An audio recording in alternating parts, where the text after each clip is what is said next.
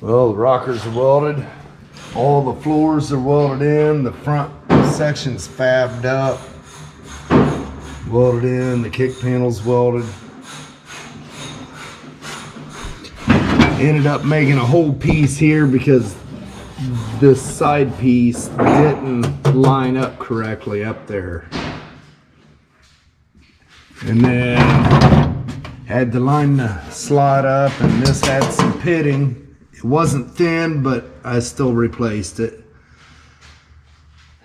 Let's see. All the spot welds are welded. Starting on the cab corner, it's lining up good.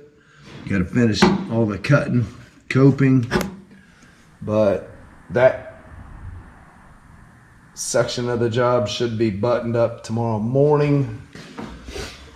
I'm gonna get to the radio delete and the back of the cab dent, and then all the fab will be done. Eric worked on patina in the fenders today and cleaning up a few loose ends.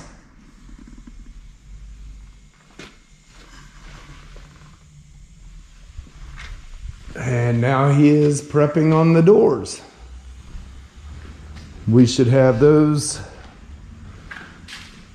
pretty much patinaed tomorrow. Yeah.